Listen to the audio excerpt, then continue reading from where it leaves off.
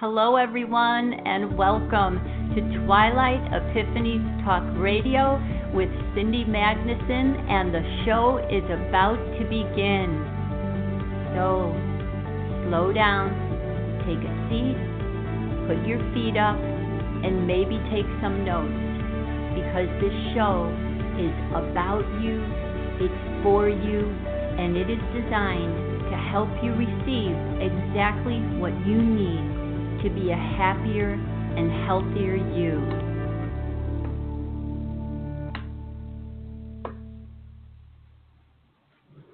Hello, everyone. This is Cindy, and welcome to episode 19 of Twilight Epiphanies Talk Radio. And this is the 7th show in the series, The Elephant in the Room is Real, What Now? And this is Cindy Magnuson. I'm the owner of Source Energy Epiphanies, if any of you are new to the show, and founder of the C Technique, EFT Plus. And my work can be found at thectechnique.com. So tonight I had scheduled Baravi, the Sky Priestess, who is an astrologer, to be on with us tonight. And she was going to be talking about the astrological influences that give us the sky omens and let us know through that reflection that this time frame has been very designated to do a great deal of cleansing in. And some things that I wasn't aware of about Baravi is that she's a very, very, very interesting, remarkable woman. She is literally in the genius level, the top 2% in the world, and has had prestigious positions in India where she was working in the area of education and being responsible for thousands of children and their development. She had a lot of interest in how the brain works. She also wanted to be a brain surgeon, neurosurgeon. So a very interesting woman. And what I like a great deal about her work is her spiritual philosophy. So a lot of what I have come into understanding about numerology and how I work with my readings is that I began to realize that the level of looking at who we are in these programs is only going to take us so far, and in a very close upcoming and future space, it's important that we start to release ourselves from a lot of the scripts that we have inside of us that have been programmed over many thousands of years. So this is a very big time frame of releasing ourselves from the old paradigms, the old stories, and rewriting our stories in a space where we are creating with much more freedom in the energies at hand, as opposed to a little bit more direction from programs. So that is a great deal of my work and what I've put into a lot of different places when I work with people. And it sort of reflects itself when you hear people talking about how we need to come out of the binary thinking and go more into a trinary level of thinking. And what that means is that we're coming out of a this way or that way, a black or right, a right or left-handed, right or wrong, etc. And we're more looking at what I call, instead of option A or B, we're going to options C through Z. So we are looking to free ourselves from any programming that has already been downloaded on top of old stories that are getting changed slightly, but they're still going in the same direction, where we filed all these continued experiences and memories going back through our ancestors. And this becomes our frame of reference that we are projecting through out into our external tapestry around us, which is the world that we see. And of course, in order to change externally, we need to change especially the storyline inside. But a lot of the storyline that we continue on is this inner memory bank of experiences, or anything that especially we have downloaded in a space where generally someone is suggesting for us to think this way, suggesting for us to operate in a particular way, and we've downloaded that. So, and meaning that any time we read something, even online, and Daniela had recently also brought this up on one of her posts, we look at a meme and we read that meme, and we automatically file that into one of our categories inside us, and it becomes part of how we respond. So this is actually a very important mechanical process that we're looking at in different perspectives and angles of perception throughout these shows from the beginning here in this series, is how this internal programming, especially we want to think of frames of reference. They become mental and emotional frames of reference, that anything new that we are looking at becomes evaluated from us from something that we downloaded, and we don't realize how quickly this happens inside of us. We look at something new, we read something that's taking place in the world right now, and automatically from our own wounds, from things that we have read, from something that excited us or we feel we should respond in that way. Let's say, Laura was talking about, she talked about the feminist program is slightly infiltrated with this vindictiveness. So if we read a meme that says, you have to hold these people, or you even hold someone else's, you read someone else's words here that says you have to hold these people responsible, they have to pay for the crimes that they have committed in this, and this way, and they have to feel the wrath, et cetera, et cetera. So we become, if we adopt all of those points of view inside of us, that becomes a frame of reference that we're automatically responding to things.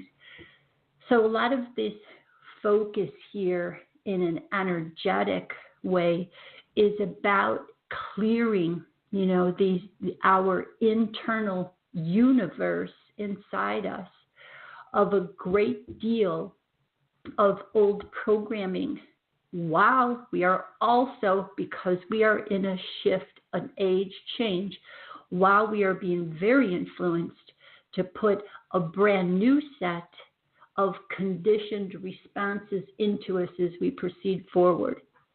And that's sort of a pet peeve area of mine, where I hope to bring everyone to a little bit more attentiveness into what we are downloading into our categories and files that become so quick of a reference point for us to act or even speak out on. So as we're going through tonight, what I'm going to do, since Berebi has had to reschedule with me, we are going to I'm going to do a summary of the shows that have taken place, since I began on October 4th with the first show in this series, so 7 shows ago. And so I'm going to go one by one with them and highlight some of the more important points that were in each show, with that premise of understanding that what we're attempting to do is help to identify how we are biological operating systems that, in a sense, something that I've kind of like said before is that we don't even realize, in a sense, we are almost like 3D printers. We are taking in energy and we are printing it out, even though it's printed out by different various methods of how we create here. We're printing out into this 3D construct that we are in. And the more that we can become familiarized with going back to what ancient civilizations did understand in a better way than we do now, is to how we are operating as co-creative, spirit in consciousness inside these physical forms here. And because with that understanding, we can less be programmed and conditioned to function here by different energy, or by different, I hate to call them the controllers, but those energies that want to control everything here have convinced us to, in very subtle ways, create what they would like us to be creating here without us understanding that we are the ones that are doing the creating. And that if we stop and give a little bit stronger thought into how this mechanism is operating, that we are highly creative beings, which means that we can take more responsibility for what our mental frameworks are on the inside, and then we can be projecting a little bit more of a balanced picture. And, in the big picture, this is the time frame to do that. In a construct where we chose to be in physical vehicles, experiencing denser material life, situations here of emotions and choice, you have to have duality here.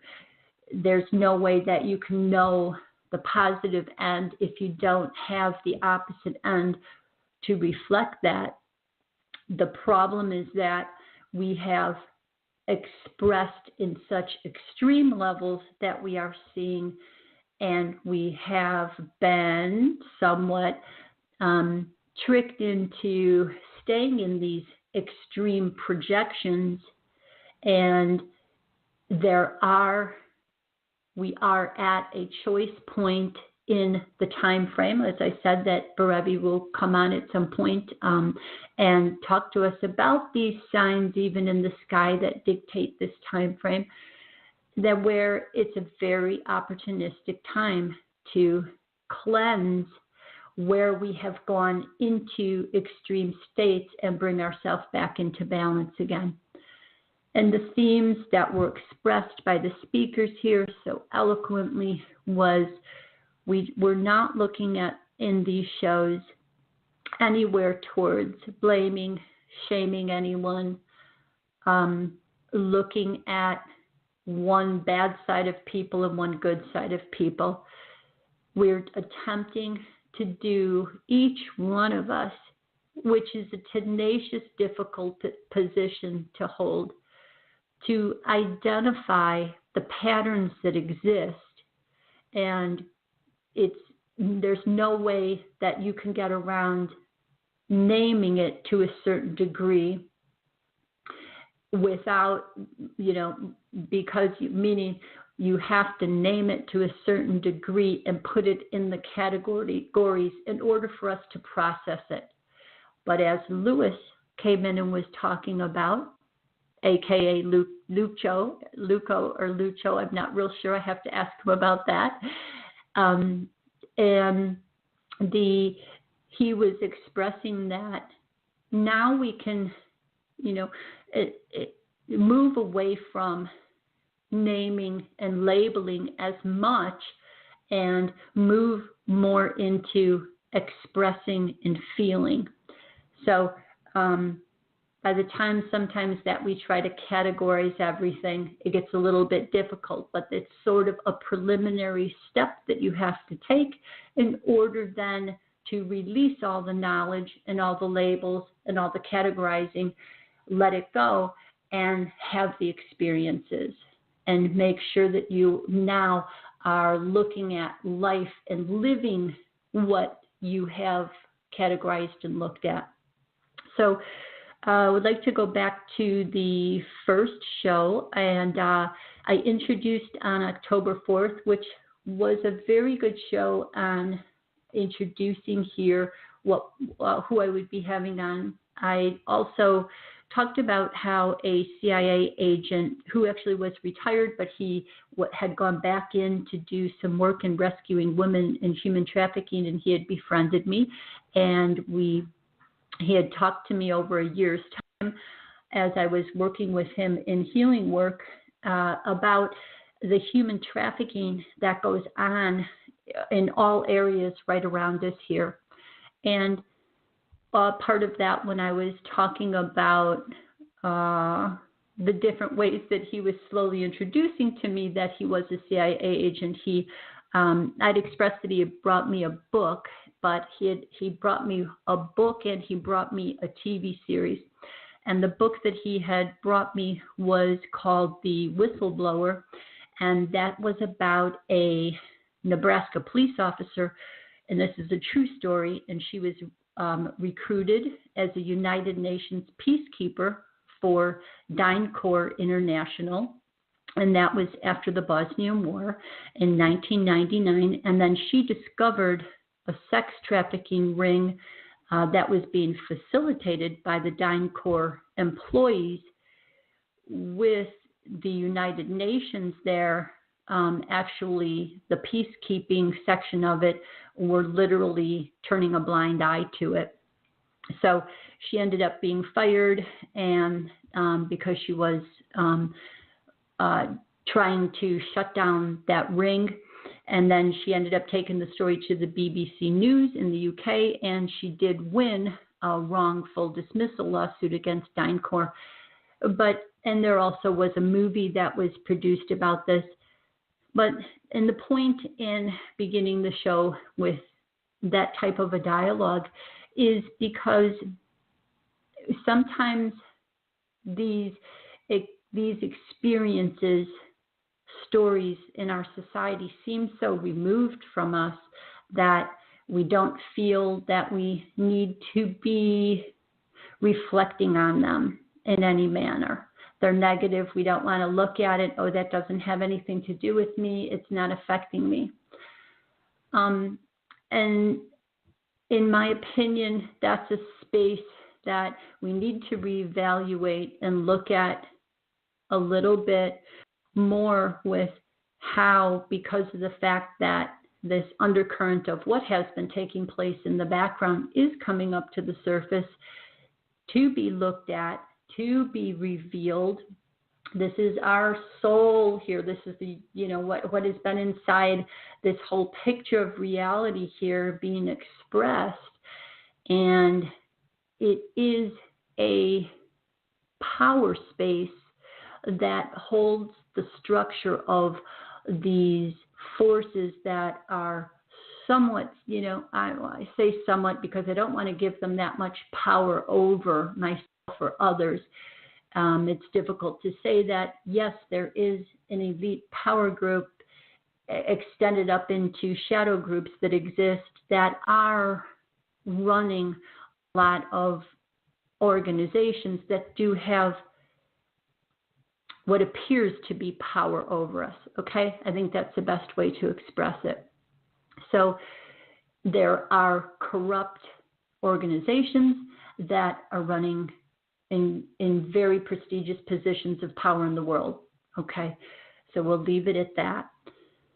So if we don't give a portion of our energy to this space in a proper way, then what has been taking place is this has just continued to grow as it has.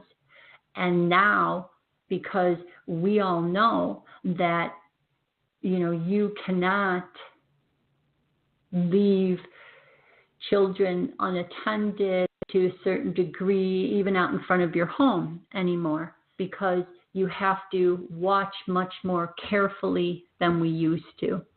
And that's very unfortunate, and it's not a proper way of living.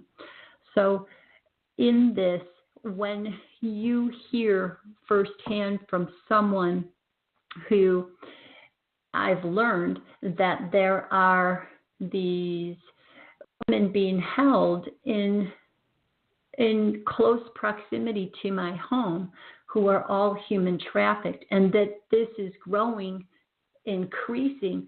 And I recently even read the statistics for individuals becoming addicted to porn in children as young as 8 years old because of the fact that it is so accessible on the internet. And as I talked about within that show, the types of, and I mentioned this with Bernhard in the show, I talked with him about that, the types of pornography that our children can be exposed to can open their sexual chakras to imprinting from these imbalanced frequencies, these interdimensional entities, energies coming through and getting into their energy fields. And it is, and then of course, working through them, the addiction and the changes that happen with that. And we understand that it takes, and as Daniela was talking about this in her show, and Laura also was talking about this space, that in childhood, the experiences that are taking place are there are different observations that we can increase our awareness to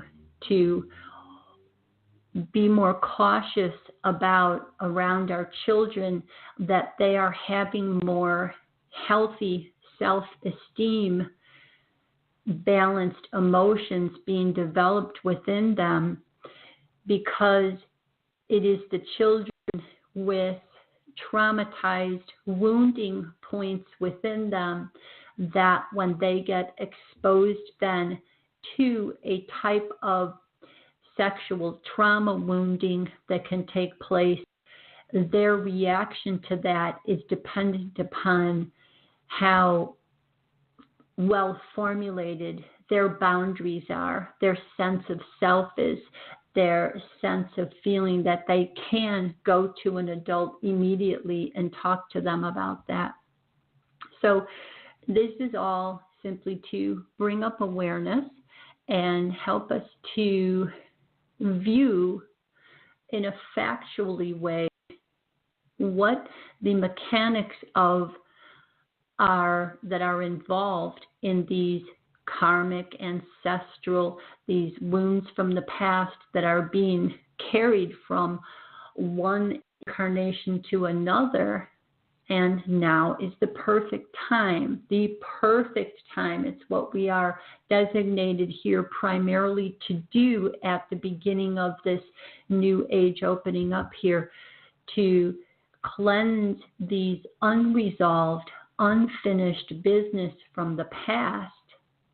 These are old dreams, as they would say in the Toltec dreaming teachings. These are old dreams that need to be released, that need to be destroyed, that need to be disintegrated. They do not need to be carried into our future, because what happens is a continuous repetition from lifetime to lifetime without people realizing that they're carrying these epigenetic and genetic imprints on the DNA, and they're not releasing them through a completion cycle.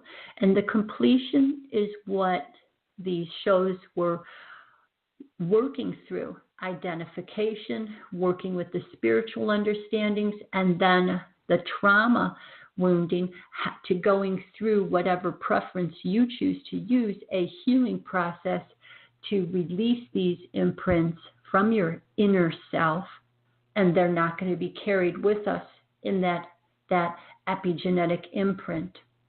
And because the fact that no matter where you're standing in a family lineage, you can affect generations going 7 generations back and 7 generations forward. You are a delineation mark where you can be tuned into for the healing code that you carry once you achieve balance and harmony once again. So that's the theme that we're working on here. So the first show then, as I was talking about, was on October 4th. And as I said, I had worked with this CIA agent who had taken me through all of the different awarenesses about human trafficking. And that's part of the reason and my own childhood experiences for producing a series like this. And a lot of times I see that people shy away from what they feel in here might be a negative topic or too heavy of a topic.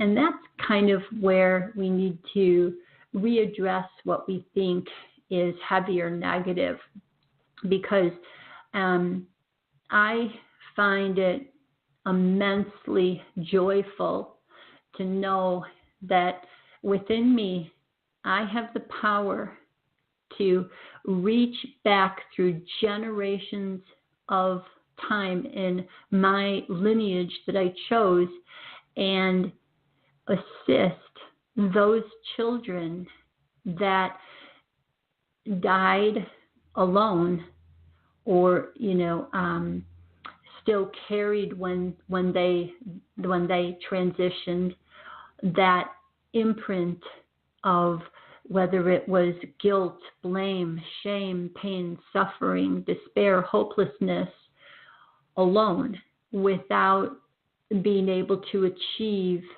this space of love and joy and freedom again. And I'd like to talk about an interesting dream that I had about those children. So in the time frame after I had a very big Kundalini awakening experience, I had been processing and having it come up to the surface that I was molested as an infant by a high-level pedophile who was the chief of police in Minnesota and a detective. And so in this dream, I was being held captive in a house where there was a terrifying serial killer in there. And it was a chief. Now, in the dream, he had a headdress that he was putting feathers into his headdress. And that had something to do with the children that he was stealing and actually murdering in this home. And as I was leaving the home in the dream, one child, which I recognize as being myself as a younger girl, was sitting on the ground, and she wasn't talking. She just looked at me, and there was a pen that was stuck into her knee, and I pulled the pen out of her knee, and she just looked at me. She never said a word. And then I looked up, and on the roof of this house were all of maybe 5 or 6 different children, and they were lining up behind a clothesline. And the clothesline had all of these cutouts of eyes, like eye masks that we used to make when we were little and put on. And they were lining up behind those cutout eyes. And they said to me, well, aren't you coming for us? And throughout the time of looking at that and relating to the information that, was talked about in these shows here, those are children that I incarnated back in here to help assist them to overcome the space and time when they weren't able to talk about what they saw. Their vision was cut off. They weren't able to talk about their pain and suffering.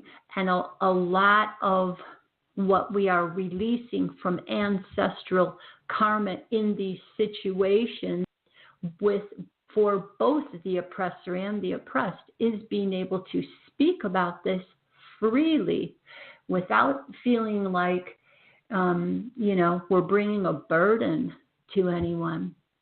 This should be received as a fact. And the amount of joy that as a whole society we will be able to celebrate when we release more of these situations, these children, these grieving lost souls and souls that are trapped right now from these oppressive situations. And of course, we are not looking at this as a save the world, as Bernhard talked about. We're not here to save the world, just to do our part. So even your awareness here, without fear, that we have the divine right to see these atrocities come to the surface and be healed and integrated. I thank you for your input that you give to these children and anyone, women, men, who are still experiencing these types of wounding experiences. That all come into a imbalanced pattern, which we are going to talk about within this show, of power, the use of power, and the power plays that actually go on.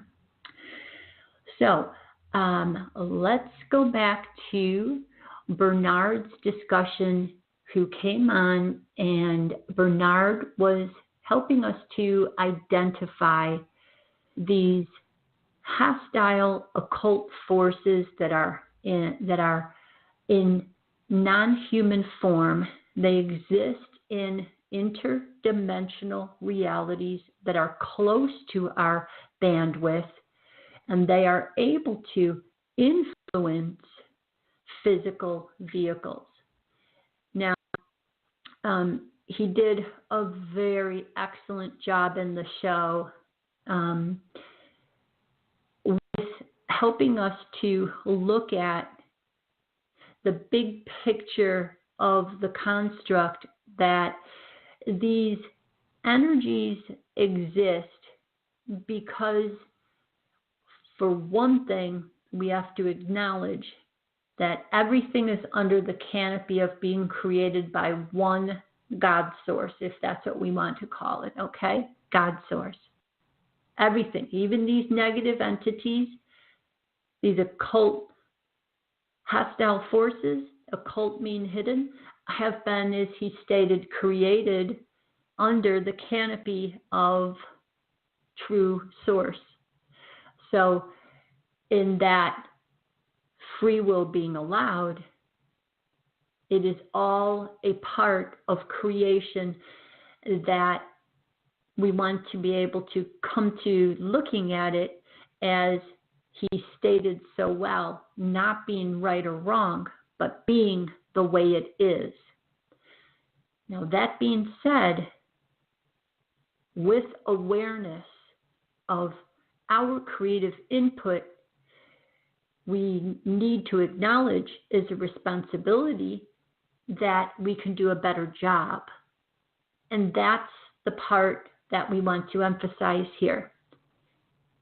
The structure of reality in duality is the way it is. And we are not able to change the structure of reality. These forces have, similar to if we consume lower vibrational foods into our physical body, we begin to produce within our own body, okay? We produce within our own body the candida, parasites, fungus that is needed to feed off of the lower vibrational frequencies that we are consuming. Now, we didn't mean consciously to go into consuming lower frequencies, but we can, once we realized the process of what's happening, that once these lower frequencies are in here and candida has become out of balance, fungus has come out of balance, those energies become so strong within us that their voice is stronger than the voice of us that wants to return at first to balanced eating, so that we're not experiencing the symptoms of what takes place after consuming these lower vibrational foods. So let's transplant that picture into these interdimensional forces. They are forces that feed off of our lower expressions of energy. And this was what Bernhard was showing us in his talk, talking about that they're here because we are, and they are here in more abundance for one reason, because the fact that we are emitting so much of the energy frequencies that they feed off of, and then in a perpetual cycle that feeds into itself and worsens us as they eat more, they get stronger, that weakens us, and then we go into lower spaces of emotions. So as he was pointing out, it's our egocentrical lower emotional spaces of fear, jealousy, conflict, anger, rage, all of these emotions out of control and not checked and cleared right away from our fields. Of course, there's a space to be raged for a moment. There's a space, to utilize anger, but ongoing and maintaining, we lower our vibrationals.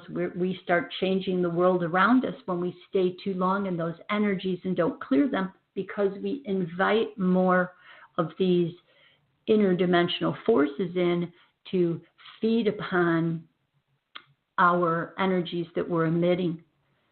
So again, if we see this process clearly, then we can reverse, dismantle it. The difficulty lies in recognizing what voices are talking through us, how these forces have gotten in. And, Bernhard pointed out to us how many different cultures have documented that this psychic virus force has been named, the jinns, the Weedco virus, the Lords of Destiny, archons, aliens, draconian reptiles, demons, etc. These are all the names that have been tended to be used for these forces that are influencing humanity. Okay, so they're influencing us in those ways. Now, he pointed out how, and in wonderful articles that he has written about how humans can become organic portals for these interdimensional forces to come in so strongly that it pushes the true spirit of the human out. And these forces are operating in our world, but they are expressing the world they want to be lived in with themselves at the top of the food chain. And humans are just to be per their desires, under their control, and we are suppressed, we are kept from becoming enlightened, we have been inundated with insidious programming, especially in a multitude of different ways. That's simply unbelievable, to where we have stopped creating once again, bringing us back to what I began with, the world that could be around us in a much more balanced expression, having plenty of, resolutions of, conflict that stream out from center to a certain degree. But we could hold ourselves within a space where we didn't have to go to these extremes of being so far out of balance. It literally is a mechanics where we have been hijacked, in a sense, into creating a better world around us. So Bernhard had talked about what he coined is we need to develop our sixth sensory cognition. So he's reminding us that there are ways that we can, once we acknowledge that there is an influence, let's not put it in the closet and not think about it. There is an influence here. It does need to be cleared from our energy fields. And how do you do that? You participate in seeking, in doing body work, in cleansing both our physical and our astral vehicles, and doing good, strong, inner esoteric work. And, the inner esoteric work goes into many different varieties of methods that are out there right now. And most people will tend to fall into a category of esoteric work that is comfortable for them. And what we need to be doing is understanding that we are reverse engineering out of the old paradigms that were limiting our understandings of how reality is truly working here. So wherever anyone finds themselves on the path, each one of us is doing two sets of work. We are eliminating, what, and taking a look again at what was not truly serving our full understanding, so that we remove those conditionings and limitations from our belief systems, and that we are also looking forward and moving into, well, if I remove that belief system, what am I adopting now? And it is amazing how many different methods are out there right now, paths to walk, which is beautiful on one hand, and yet we're just going to give a little bit of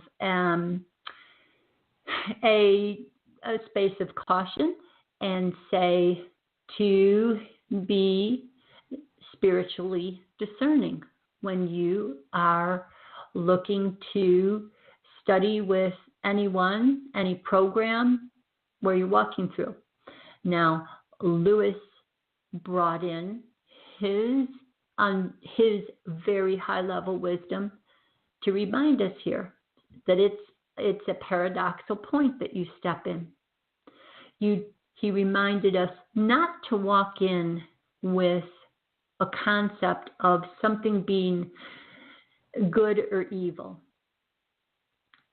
because you already pre-program yourself to have an experience if you've adopted that. So how at the same time do we deliver people a little bit of information to let them know that as much as we'd like to say there are just good people out there who are disseminating information for the betterment of everyone, that just simply isn't taking place. So here's the catch. The catch is that if you do good inner esoteric work, you develop your intuition again, and you tune back into source resonance, where anything and everything that's ever been done is stored already. And you learn to objectively, without predisposition of anything, go into any situation and look at it openly. You send that question out to source. A part of you reaches out in there, and you can get a clear picture of what you might be walking into in any new study. And as Lewis was pointing out, it's okay, and if it ends up being a bad experience, it does. The point here behind that I'm also making is that these little areas of study, okay, so someone's, not maybe at, a level of disseminating balanced information, not really a big harm. The difficult parts are when we see people who move into spaces where harm can be done. And that is, for instance, spaces like Laura was talking about with her parents under a guru, and how they end up being individuals in positions of power who are not balanced, but utilizing that position of skill and knowledge in order to be sexually taking advantage of young women in situations. So again, there's caution because there can be a dangerous situation, a traumatizing experience, and then there's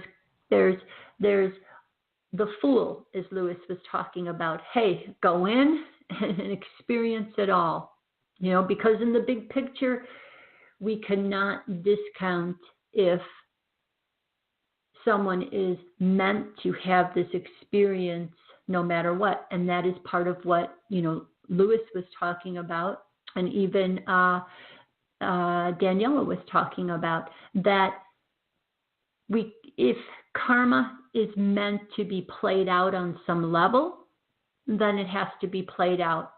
But what we're talking about in trying to help others with here is that we don't continue unnecessary karmic patterns that are not meant to be continued and taken forward.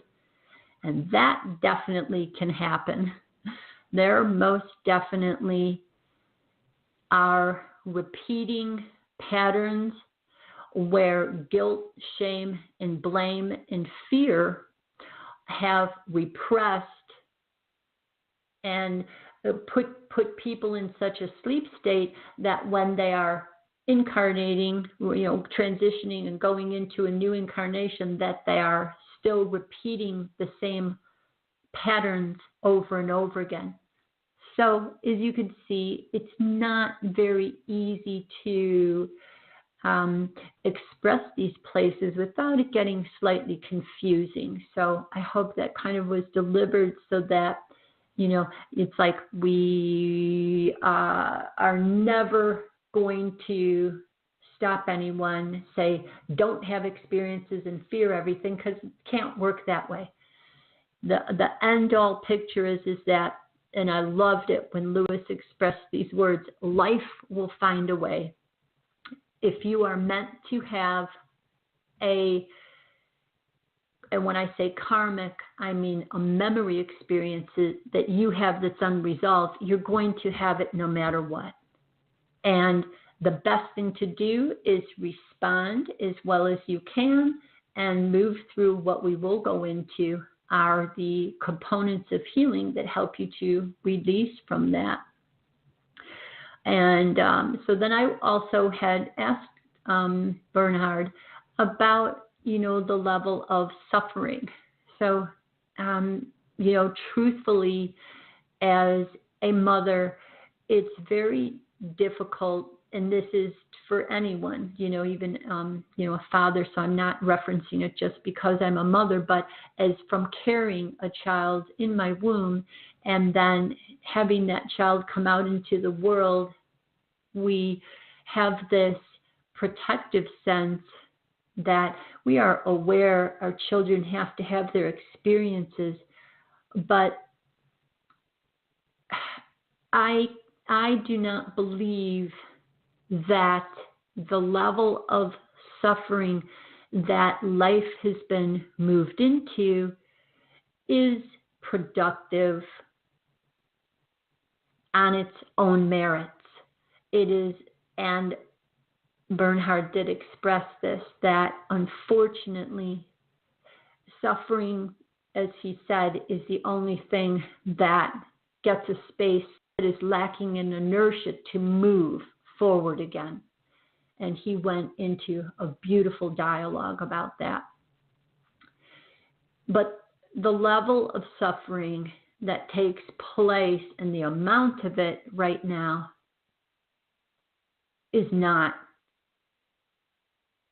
truly useful in any way. And meaning we do not want to set into the patterning going forward of humanity that the degree of suffering that is taking place here right now has to be a part of the future in order for some other time frame to eject itself out of a sleep state. The mechanics are that depending upon how far humanity falls asleep in these heavier, denser material realms, such as this third dimension, depending upon how deep of a sleep it is, that is how big the atrocities will move into before they are noticed enough to wake us up. So again, very carefully here, I want to make sure that no one is adopting a suggestive mind pattern that we have to see a future space that also contains such atrocities in it, because humanity will, fall asleep and this will be created again. We have to see the mechanics that suffering that wakes us up does not need to be what it has become. It has gone, see, it's even affecting my voice. Excuse me. It has gone extremely out of balance. So let's have an adult awareness of suffering, that the useful purpose of it is, as we are seeing here right now, what has happened is waking us up. to how we have given our power away that we have within us. We've been talked out of understanding how incredible we are and the level that our thoughts can so incredibly affect the tapestry of reality. And of course, that's happened because this way we are a little bit better controlled. So, in continuing to talk to Bernhard, we talked about not looking at, I mentioned this earlier, his wanting to save the world. And that is part of the, in a sense, a little bit of the Christ consciousness dialogue, the, guru space that we are sort of shifting out of. We want to continue on one respect to have a high degree of honoring anyone who is expressing in their profession, having studied deeply, and they are sharing their experiences with the world in very balanced ways. I honor all of those gurus. I honor all of those masters highly. Thank you. Thank you, thank you, thank you. Again, we're just bringing up into awareness that if we have within us a programming that we're here to save the world, or there is an individual expressing that they are here to save the world, we have to stop and look at the mechanics of that. What is the mind patterning in an individual that would have them feeling that they are here to save the world? Okay. One, that can't be possible. And as Bernhard was pointing out, there are so many different phases of spiritual evolution that humans are in right now that it is difficult for us even to unite collectively because of the fact that we are all in so many different stages here right now. And in this unique space where we're sort of sitting in this vesica piscis of, sort of in a sense an overlay of two realities, just for a pictorial image, because there are people who are going to go with a type of going into devolution still a little bit because they are descending still a little. So if we look at it this way, when the dimensions are merging as they are, the dimension above us is merging with us. Well, those in that space that have fallen to the bottom of their dimension, let's say we call it maybe the lower fourth dimensional realm, that's a little bit darker realm of their reality. Well, those energies are merged with ours here. So there is a space that's going to move into that devolution space and follow routes that some of us are a little less inclined to go into, genetic enhancements, transhumanism, those kinds of energies. Then there are others who will follow a more spiritual route. And that, as Bernhard was expressing in his timeline shift, is his view explained much better in his article of, how a split may be played out here. No one really knows how it's going to play out, but we can have some ideas from what we are seeing already happening here. So we also then talked about pornography, and he expressed, Bernhard, how this is a symptom, that it is a distortion of sexuality. And he, brought up on how we are celebrating pathology in movies like 50 Shades of Grey, which I will say for the record, I refused to read the book or, even watch the movie because, of my immediate understanding that is, a distorted space. And we all know I have had my experiences already in there and have cleared from that. But the thing is, that is a download into people that is a means of these hyperdimensional energies operating through films like this to download those conditions of accepting and normalizing this. And he talked about how the most visited sites on the internet is pornography, and especially in places like the Bible Belt regions of the world, and the mechanics that make up how when we restrict something, how that has a backlash into going in the extreme opposite direction, and then we talked about extremism and the mental patterning behind extremisms. And for, the record here, I want to say, participate in reality as you wish.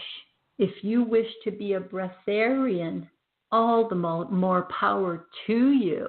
I think that's wonderful. Be that.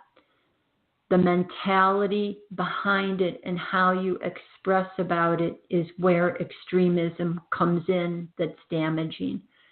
So choose as how you would like to participate here. You have the freedom. I honor that. But, as even Lewis brought up, this infighting is not doing us any good. So let's learn to understand that when you step forward, you don't turn around and curse the steps behind you. That you're only cursing an old projection of yourself. So when you're calling people murders and blah, blah, blah and going on, and projecting negativity towards people who haven't changed yet, it's not a good idea. And I'm not saying you can't have those thoughts in your mind, that you can see that, but what you do with it is really important. And that's what, a lot of this show series is about, spiritual discernment. Let's learn to express openly, and especially what we write online, what we express across the airwaves, what we release in our words, to be more balanced towards what's taking place here, because we will achieve more that way. Okay, Lewis came on and talked eloquently about spirit, and I have to say that sometimes I was lost in all the concepts that were still a little bit new to me. And I had to sit down, and I want to say, Lewis, I thought about, I was saying on there that I don't have a set of elders that you refer to in the way that you do in your indigenous culture. So for whatever reason, I was meant to come into this incarnation without having those experiences. And so when I listen to you, it's sort of helping me to remember spaces that were within me in different times. And I really enjoyed embracing your, high-level concepts that you were talking about. So Lewis came on, and Lewis works in a space that has had diverse spiritual experiences, because his culture works differently with the spirit plane. And there's a lot of indigenous culture now, of course, being brought back and so beautifully celebrated. It's one of the top level great spaces that's happening. I absolutely love it. And as Lewis has worked with energetic spaces, as he was describing, as being less limiting on what experiences our passion inside feels needs to be expressed. So he said, look, either you burn out your passion and do what you feel compelled to participate in here, or your passion's going to burn you out. And, the night after the show, in rare, Lewis form with me, I had a dream. And that dream gave me some incredible insights into working with a family member here. And I am so grateful for those insights, because it gave me the opportunity to release myself from further fear programming when a person does need, to have expressed his different energies inside him differently.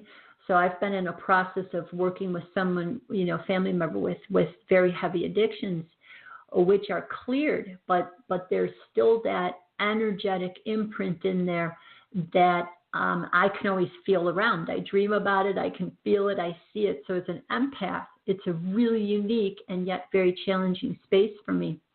And I have to, as he was saying, not put as much of a label on it. And I felt myself going to a higher level of softening my labels on everything. And I have to say, it had a profound effect. There's always a new level of development, in some of these sort of teetering phases in here, because there's always an energy inside that's, this person wrestles with. And, being close to that is really a challenge with my type of, empath abilities.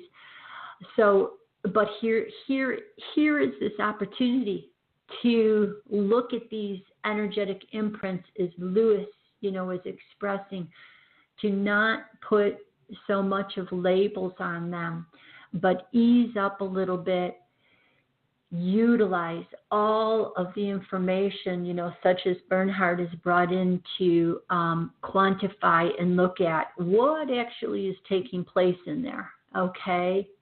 And then remember, that this individual came in to move through this challenging space, for better or worse. And it has to be lived. So no matter what the experiences that someone ends up having, even if they do interact with darker energies, and in Laura's show, wow, what a beautiful patterning was expressed in looking at how these interdimensional energies have even gotten us to, without our direct conscious awareness, agree to contracts, and sometimes with our conscious awareness, agree to contracts, but not fully understanding why we might be participating in a contract with an energy from thousands of years ago, and how this operates through us. But in the long run, here is this opportunity right now, in the here and now, to clear these patterns out, to look at them and determine how our imprinting begins, and these patterns become part of our expression here in what our expectations about life are going to be.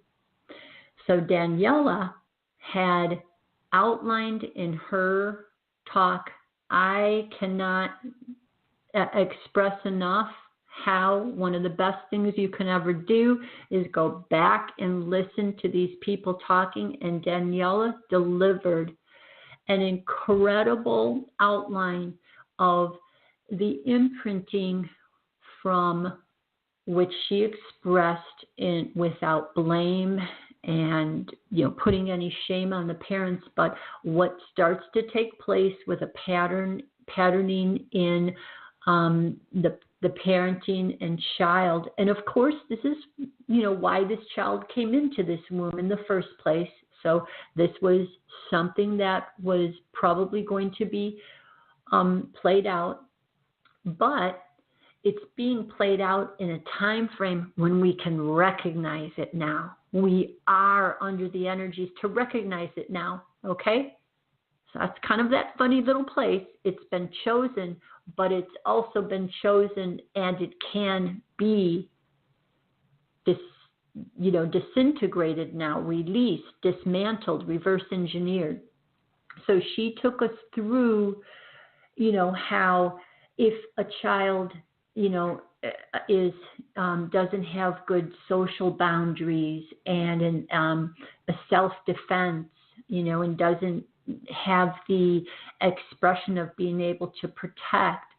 Her experience was interesting because when she encountered at a young age of 7 sexual misconduct from a perpetrator around her who was forcing her into sexual relations with him, that she was not feeling able to tell her parents because she didn't want to hurt her parents' feelings. So these kinds of mechanics are taking place within the child, and how the patterns in childhood then are set up in disempowerment.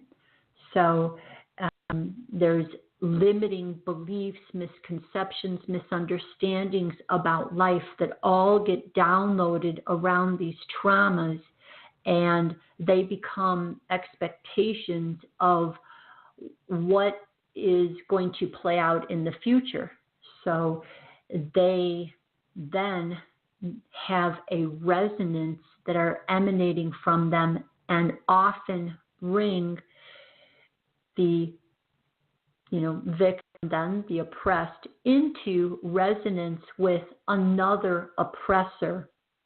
So Daniela had taken us very, very beautifully through the mechanics of the oppressor and the oppressed.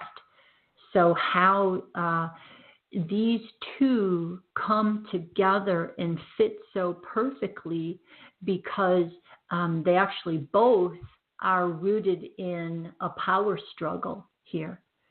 So there's an archetypal root dynamic that she outlined in a power struggle, and it's sort of, for the oppressor, he's coming in to externally have a power position where he is taking vital energy, sexual energy from someone, from his victim, and the oppressed individual has their own space of being too receptive. Their beliefs are distorted. They are too subservient and pliable. They're passive. They're inactive. So their power lies in being, passive, and instead of expressed healthy. And that's how these two come together. And she expressed the words so beautifully that if there isn't an oppressor, there can't be an oppressed. If there isn't an oppressed, there can't be an oppressor, meaning that we can look at the mechanics now, that we are openly looking at this with so many more people becoming aware of these patterns where they weren't talked about in the past. And we do need to talk because the statistics are 1 in 3 for women, girls, and 1 in 6 to 8 for boys to have a molesting type experience, a sexual trauma experience. So the statistics are very high right now. And so if we understand these mechanics that are playing out, we can begin to recognize the children who have not had their needs met properly, and they have moved into these archetypal roles, and they are then emitting this energy that draws the opposing force into them for the experience. And she very beautifully reminded us that we're not looking at this as being a situation where we want to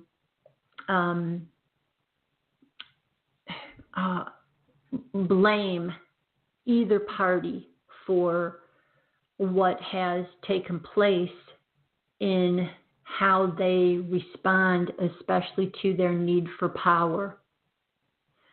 And that we need to move away from, and what Laura was expressing even a little bit more was that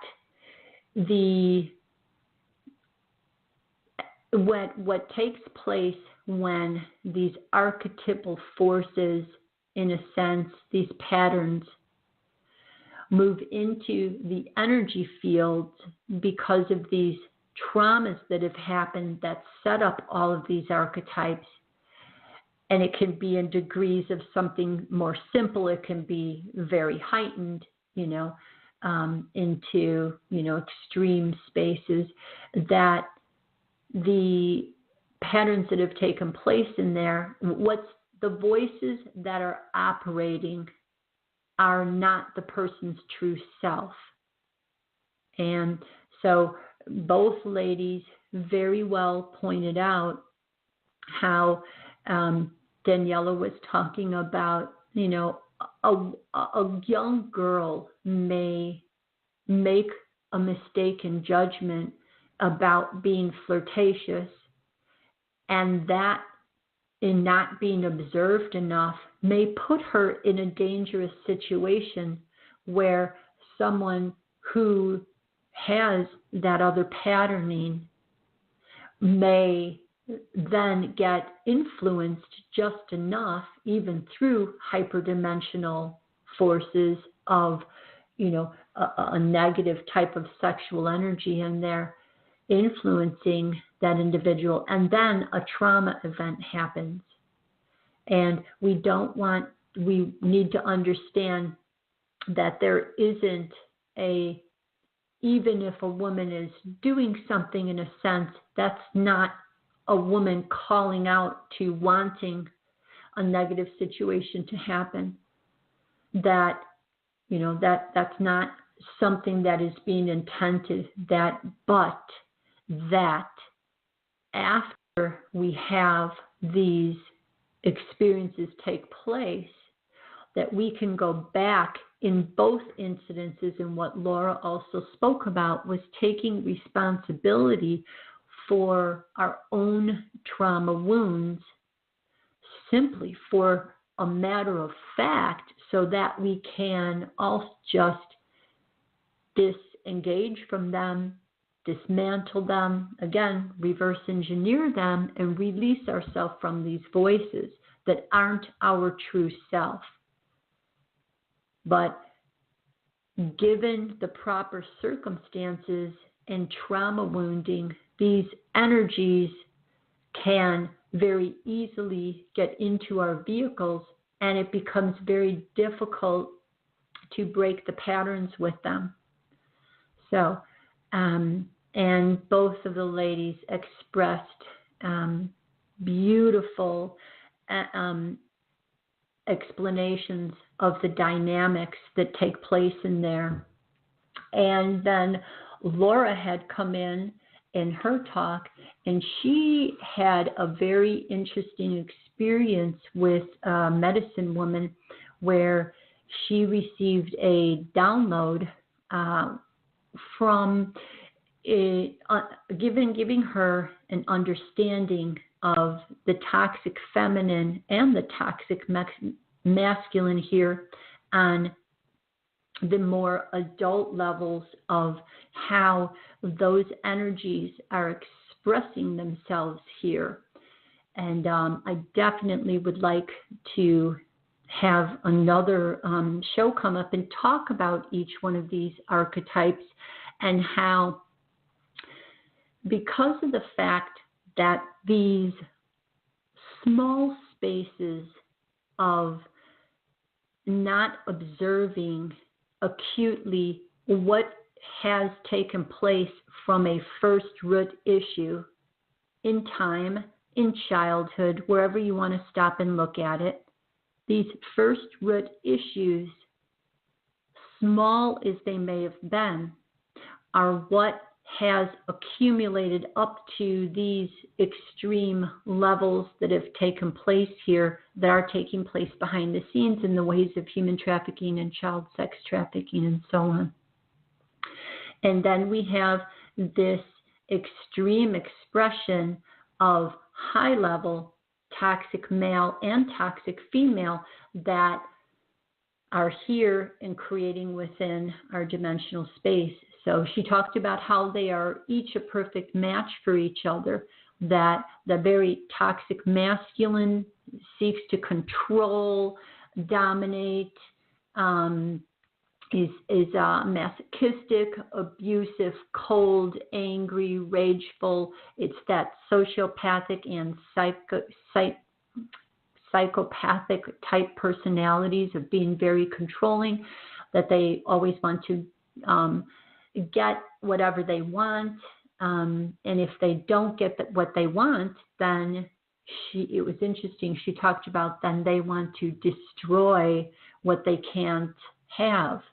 And that's a very big truth. I've experienced that energy being around someone who had a high sociopathic tendencies, and they want to destroy very, very, very heavy energy. So this is operating through human vehicles here. And she talked about how this is the energy that is behind the male-dominated corporations here, and how it's just a raping and pillaging of the earth, using all the earth resources to any means without any concern and without any balance. So anything that goes way out of balance, that believes that nature should serve you fully for any of your means like that, is something that's out of balance. And she talked about how this is in politics and other areas in these positions of power. And then the toxic feminine plays out the role of the high-level victim. So in her disempowerment, she is very vengeful. She's very extremely sad. She also seeks to control others and bend them to her will by having them feel sorry for her and using her emotions to control others and manipulate. So that's not taking responsibility for her own power. And she attempts to suppress others, and then also having others be responsible for her happiness. So she talks about how that has reached a little bit into the feminism movement, and there are some areas in there where some women are expressing themselves very vindictively. So they're using their own desire to get revenge through that feminine energy, and that's a very toxic female energy, as I expressed earlier in the show, that wants to see others hurt and punished. Now, held responsible is one level, but needing someone to hurt and suffer in a certain level is a karmic bond that you would be creating. So again, that's where we don't want to think binary. We want to move out of that thinking, and there are other ways to have these situations healed. So she talked about how then it moves up the scale, and that the very toxic feminine becomes very covertly manipulating, and that uses her gifts, enticing people to utilize her services, but then she wants them to be in service to appease her emotions and her feelings. So, and that about wraps up almost our show tonight. I can go on for a little bit longer. I have to tell you the truth, I had no idea that it was almost 8:25 already. I guess I sort of lost myself there.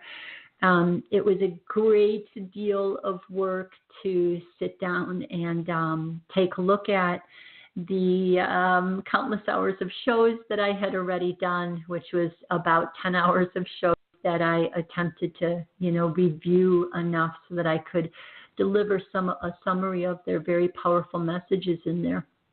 And which leaves me with, I would like to work with energy clearing here before we go. I did schedule in a 2-hour slot, so I do have the time to take a look at leading everyone here through an emotional freedom session, which is emotional freedom technique, which is something that I work with, and it is a tapping technique where you are tapping on the meridian endpoints that stimulates the parasympathetic nervous system. And what you can work to do in here is to rewire an association level of a past traumatic experience that had your sympathetic nervous system all fired up and running. And that imprint is still being held around a traumatic memory. And by tapping, you're able to produce symptoms of relaxation and coming back to a state of homeostasis. And in that, you're reassociating an old trauma space by revisiting it with a proper discernment level over it, where you can release the misconceptions and misunderstandings that were imprinted there. Because most of the times around an old trauma wound, there are a great deal of misunderstandings and untruths that are stored in there. The angle of perception that was available, for instance, in a small example, if we look at Daniela talking about her experiences of not wanting to tell her parents from the perception of the child that the child didn't want to hurt her parents' feelings about the perpetrator. But the true level is, the truth about it is the parents would have preferred to know.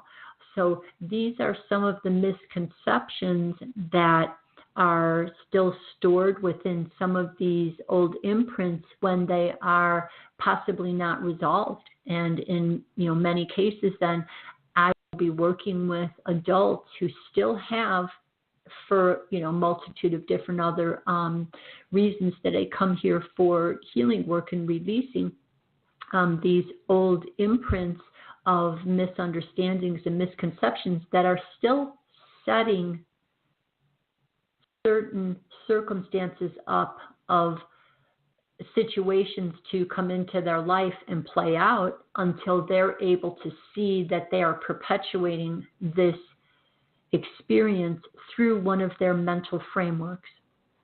So I'd like to look at ancestral patterns here. So we do have an opportunity. It's being talked about a little bit more, a lot more actually.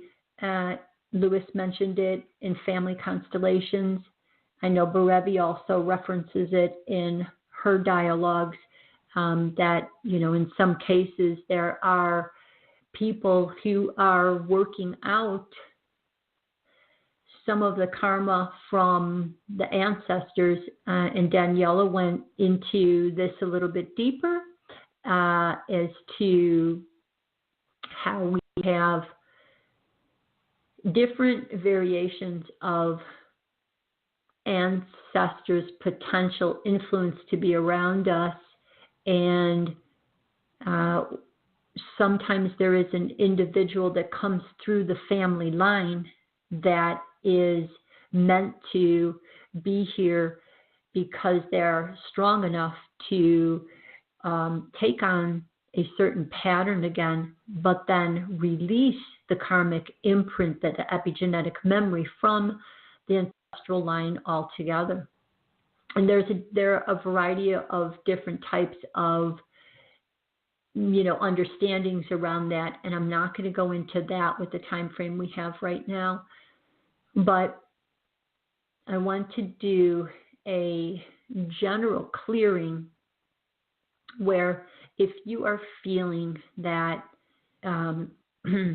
you would like to be someone who reaches back and is able to release the karmic patterns that you've come to recognize are part of what you are aware you can clear, that this is an energy type clearing experience that you would be able to utilize. I'm going to do a very general clearing in naming different types of experiences ancestors in the past may have encountered that have left them with an imprint that would be carried through in our genetics and replayed out here in more powerful ways. And that would be something that's related to an initial root trauma issue in time, that there was a great shock that took place that created an immense amount of fear, despair, and hopelessness and powerlessness. And then in the route that it takes through incarnations, is that can have itself play out then in these victimizer roles here. So in looking back at what we're going to reach to, the directive is to what the speakers were talking about in these hyperdimensional forces. And I have heard Annika Lucas, who will be coming onto the show. Her show will air on November 29th, which is interesting. That is also 11/11/11. And the 29 is an interesting number. I'll tell you more about that vibration that night. And the space that we are looking to clear, as Annika was also talking about in a video where she spoke about her experiences of being held by these elite pedophile rings, that the energy behind the toxic male there is expressed for power. And I'm not reducing this to just male perpetrators, but just for the sake of what she was experiencing at that time. But this goes for, we are clearing for both the victims and the victimizers here in time. But the dynamics that end up at the end of the line are that she expressed an interesting place that the only time these perpetrators feel free is when they are in this power position and exercising their power over another individual. So at best here, if we can look at how we would be able to potentially reach back in time, communicate, we are that individual here that feels that we may be able to release through our balanced, intentional, peaceful, calm, centered, and neutral energy field through forgiveness, through the understandings that we have just achieved, that somewhere in time, trauma events took place that began these patterns. Whether that was someone losing a parent, losing a child, loss of an entire family, drought, famine, earthquakes, floods, wars, financial loss, invasions, dying alone, rape, torture, brutal attacks, beatings. All of these are potential energetic events in time that may be holding a root issue that can be released. So here, let's begin with 3 deep breaths with our hands placed on our abdomen. We are going to do 3 inhales, reaching the breath all the way down into the abdomen as the abdomen rises, not the chest. And then as we slowly exhale, we give a little bit of a press into the abdomen just to make sure that we honor that we are exhaling all of that air. So as we go into a relaxed space, let's begin with 3 deep breaths at your own pace. Breathing in through the nose and exhaling through the mouth.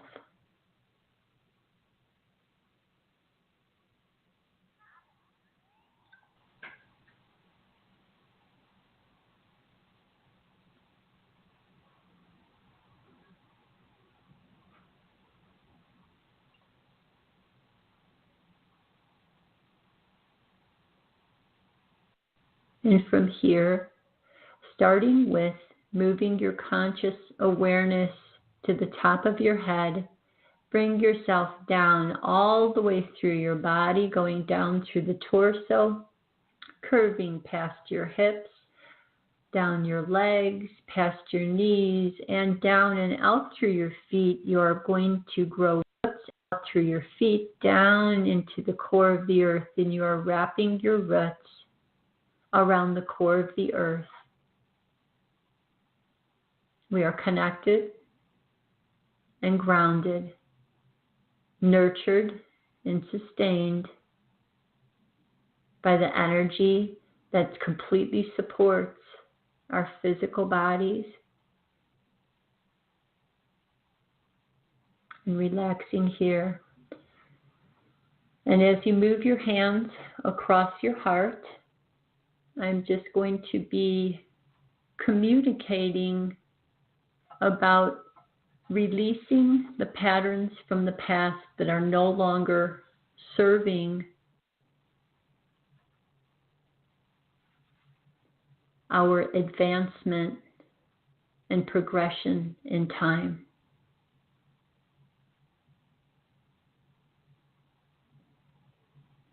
Even though I am aware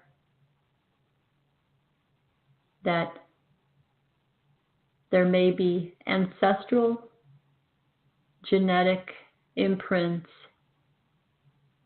that carry within me great fear and trauma. that at points in time began a succession of events that have led to the creations that are being expressed in the world around me. I am choosing in the here and now, in all dimensional spaces, past, present, and future, to honor, acknowledge, and give validity to both those victims and victimizers who experienced great pain and suffering and fear, which became entangled and trapped into expressions of life in the realm I am currently experiencing.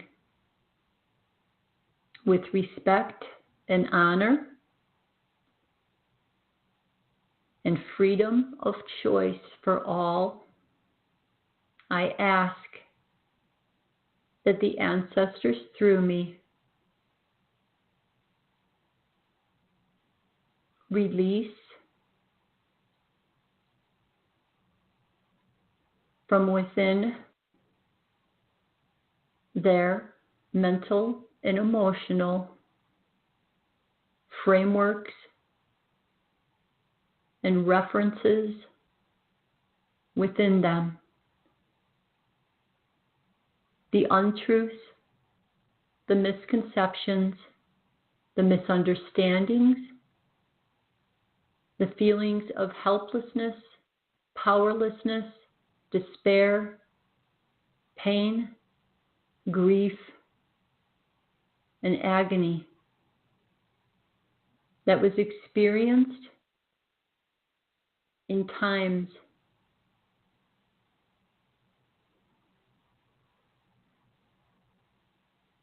that left unresolved pockets of dark, heavy emotions that by our acknowledgement that it is our intention to honor their pain, their aloneness, and if it is their desire, by our balanced, calm, centered, and peaceful space of love and compassion and understanding and forgiveness,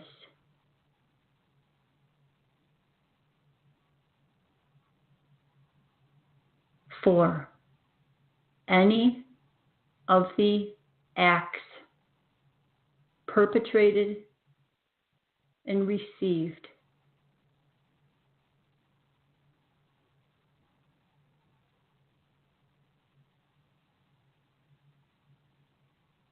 that those patterns are now released,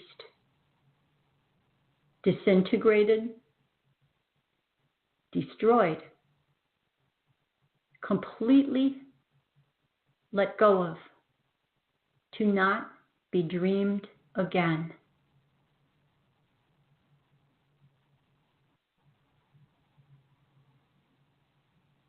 That in love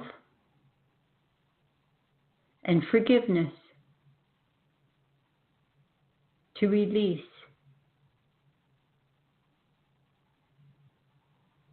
any shame and blame and guilt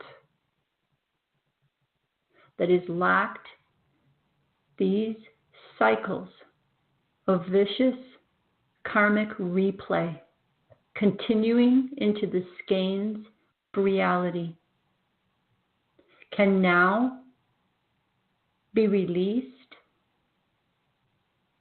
and honored for the space that they have served in our great awakening into higher levels of spiritual enlightenment. And you can tap on any part of the body.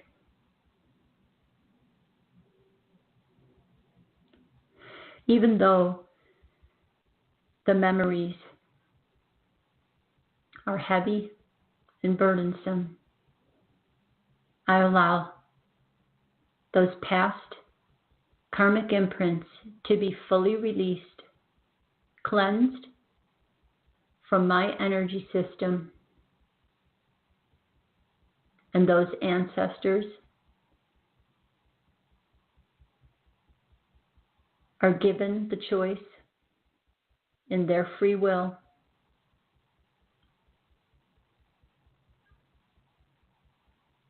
to resonate in this new vibration,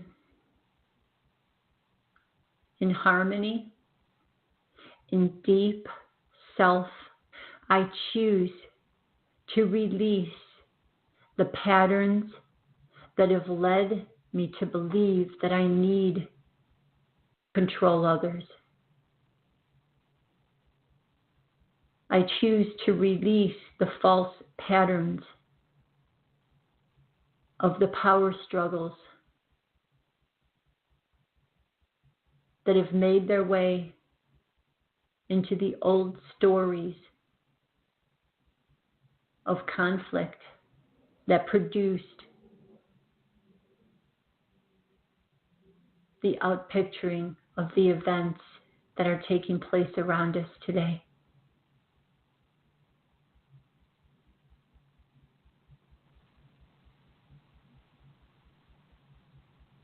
I am choosing love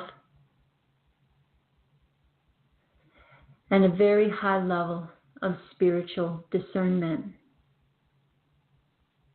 to walk forward and carry the healed vibrations of release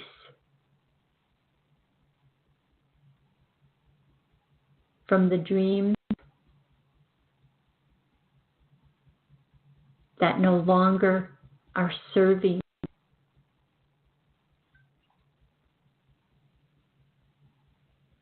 a happy, healthy, and joyful existence.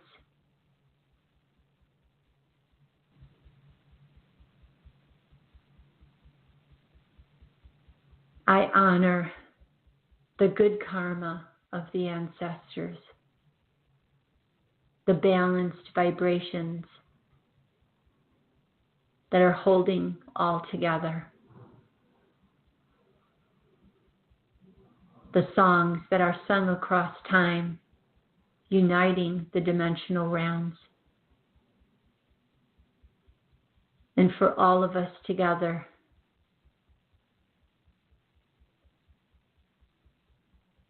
to shine out into the world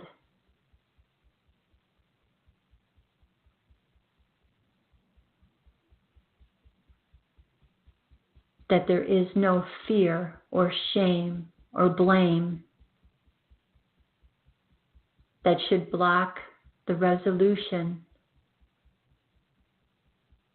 of healing and integrating the dark places that are continuing to express themselves in our world.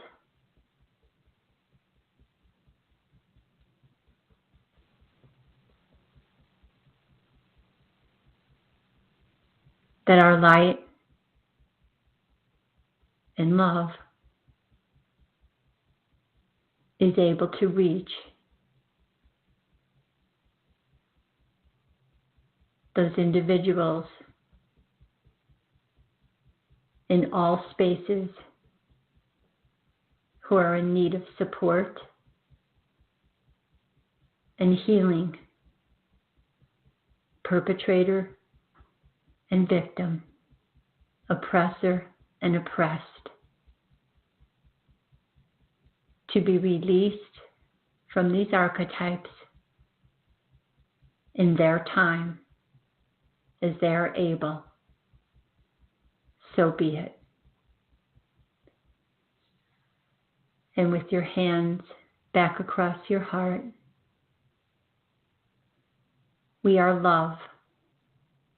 We are peace.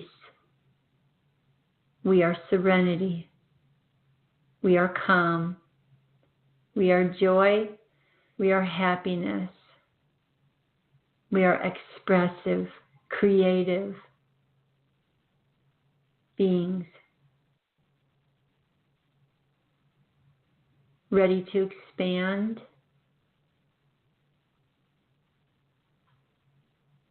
and bring greater joy and happiness to all planes. So be it.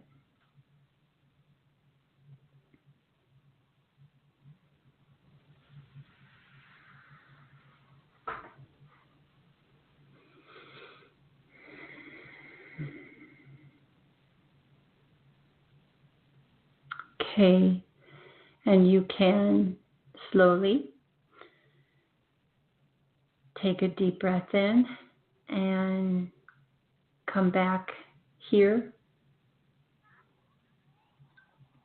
Okay. So we are down to our last minutes here.